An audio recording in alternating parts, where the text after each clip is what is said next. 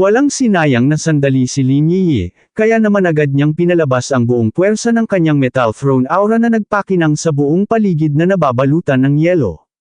Dahil dito ay agad na nagulat ang dalawang mayayabang na mersenaryo mula sa bansa P, matapos nilang mabatid na ang kanilang pinupuntirya ay mas malakas pala kaysa sa inaasahan nilang mababang antas.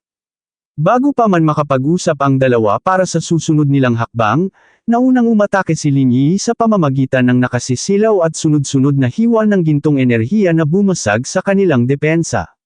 Walang awa niyang tinutuya ang naghihirap na magkapareha habang tinatanong kung inakala ba talaga nila na ang isang second sequence Throne Master ay magiging madaling kalaban. Pagkatapos nito ay pinaganya niya ang kanyang mapangwasak na teknik na Pear Flower in the Storm, kung saan nagpaulan siya ng walang tigil na kulungan ng mga talim ng enerhiya na nagwasak sa lahat ng madaanan nito. Habang nagngangalit ang ngipin sa matinding galit, umuusok sa inis ang mersenaryong may balbas dahil hindi niya matanggap na ang dalawang piling malalakas na katulad nila ay pinapahirapan lang ng isang batang babae. Nang mapagtanto na hindi sila mabubuhay sa matagalang labanan, sinabi niya sa kanyang kasama na kailangan na nilang gamitin ang kanilang ipinagbabawal na teknik upang matapos agad ito, sa kabila ng malaking kapalit nito sa kanilang espiritual na lakas.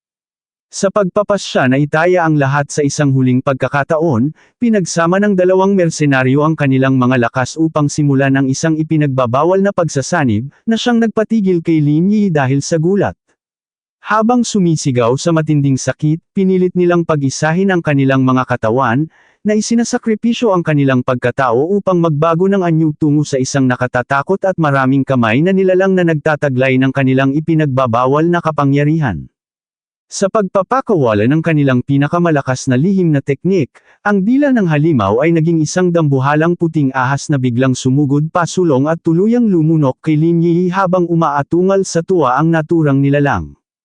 Habang nakakulong sa madilim at malamang bahagi ng tiyan nito, nakaramdam ng pagkasuklam si Lin Yi nang ma-realize na ang ahas na ito ay hindi isang simpleng mahika, kundi isang totoong nagbago ng anyong nilalang na isinilang mula sa kanilang magulong pagsasanib.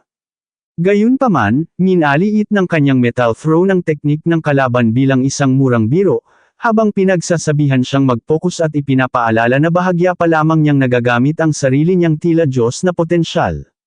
Sa paggabay ng payong ito, nagpakawala siya ng napakalakas na bugzo ng metalikong enerhiya mula sa loob, na naging dahilan upang marahas na sumabog ang dambuhalang ahas bago pa man makatugon ang mga kalaban.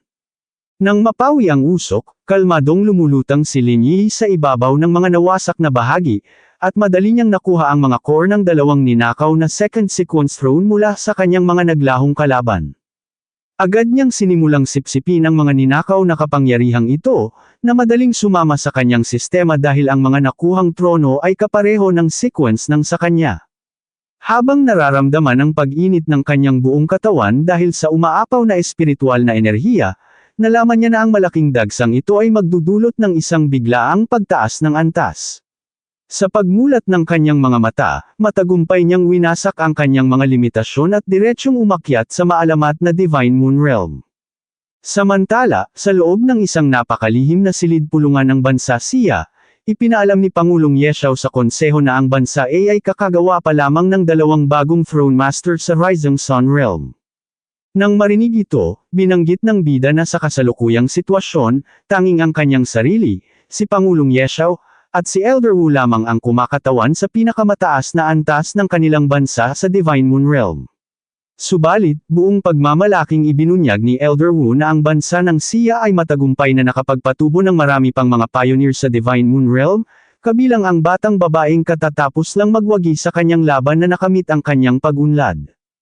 Habang ang eksaktong antas ng kanilang mga kaalyado sa kidlat at kahoy ay nananatiling hindi nasusukat, ang mga pandaigdigang sensor ay hindi man lang makalapit upang basahin ang kanilang naglalakihang enerhiya. Gayunpaman, nagbabala si Elder Wu na dahil napakalaki ng agwat sa pagitan ng mga antas na ito, ang pagkakaroon ng bansa A ng dalawang Rising Sun Master na may napakabihirang God-tier attributes ay isang malaking banta. Sumang-ayon ang bida at itinuro na ginagamit na ng bansa A ang pandaigdigang media upang ipagmalaki ang kanilang mga kampyon laban sa Sealer, na malinaw na isang pagsubok sa sitwasyon bago sila gumawa ng hakbang. Upang matiyak ang kanilang kinabukasan, humakbang pasulong ang bida at nagpanukala ng isang malaking plano na magbabago sa takbo ng lahat, ang paglulunsad ng isang pangkalahatang programa sa kultibasyon upang bigyan ng kapangyarihan ang bawat solong mamamayan. Nag-atubili si Pangulong Yeshao, at inamin na bagaman nakagawa na sila ng katulad na plano noon, umatras sila sa huli dahil sa napakalaking panganib na kasama nito. Ipinaalala niya sa bida na para sa isang nangungunang pioneer, walang gaanong pagkakaiba ang isang normal na tao sa bilyon-bilyong populasyon, ngunit pinigilan ito ng bida at sinabing ang mga ordinaryong tao ay hindi naman talaga mabubuhay sa mga matataas na uri ng labanan. Dahil ang mga taksil na Throne Master sa buong mundo ay aktibong nangangaso at pumapatay sa iba't ibang antas, ang kaligtasan ay tuluyan ng nawala para sa mga karaniwang mamamayan. Kahit ang mga pader na gawa sa tanso at bakal ay walang silbi upang pigilan ang mga rebelding Throne Master o ang mga sakunang may antas ng kalamidad sa pagwasak ng kanilang mga lungsod. Idinagdag pa ng bida na kahit mabilis niyang mapuksa ang mga banta, ang madadami na ordinaryong mamamayan sa maikling panahong iyon ay nananatiling napakataas. Sa pagsang-ayon sa malupit na katotohanan ito, binigyang diin ni Elder Wu na ang mga mamamayan ay walang laban sa mga ligaw na shockwave, kaya ang tunay na seguridad ay makakamit lamang kapag kaya na nilang lumaban. Ipinaalam ng bida na ang pagbibigay lakas sa kanilang mga mamamayan ay makatutulong upang maiwasan ang mga walang saysay na trahedya, tulad ng malupit na pagpaslang sa batang Wind Throne Master sa Bansalay. Upang maging totoo ito, nanawagan siya para sa isang mabilis at pambansang pagsusuri para sa paggising ng kapangyarihan, na magbubukas ng walang katapusang posibilidad para sa kanilang mga mamamayan sa magulong bagong panahong ito. Dahil lubos na nakumbinsi, tumayo si Pangulong Yeshao at agad na iniutos ang paghahanda para sa malawakang pagsusuri sa lahat ng lungsod at mga komunidad sa probinsya. Sinuportahan naman ni Elder Wu ang mga Loika, at kinumpirma na ang kanilang mga linya ng produksyon ng spiritual crystal ay handa ng sumuporta sa mga pilot program ng mas maaga sa schedule. Pagkatapos nito, iminungkahi ni Yeshao na simulan ang pilot phase sa loob ng mga pangunahing unibersidad at matataas na paaralan upang makabuo ng isang malakas at kabataang pundasyon.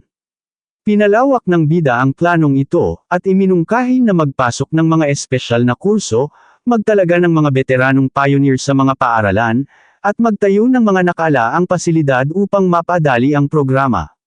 Sumang-ayon si Pangulong Yeshao, at binigyang diin na ang bagong organisasyong ito ay dapat na nakatuon lamang sa sistematikong pagsasanay, upang ihiwalay ang tungkulin sa edukasyon mula sa samahan ng espiritu na nakatuon naman sa labanan.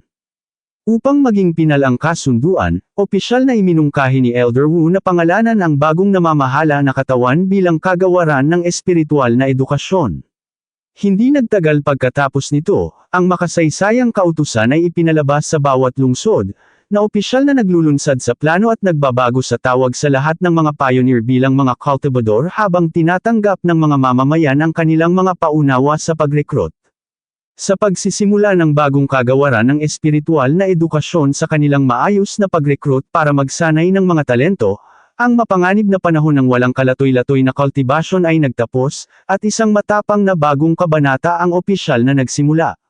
Dito na po nagtatapos ang ating kabanata, abangan ang mga susunod pa nating upload. Huwag din kakalimutang mag-like, share, subscribe at i-click ang notification bell, para lagi kayong updated sa mga susunod pa nating mga video.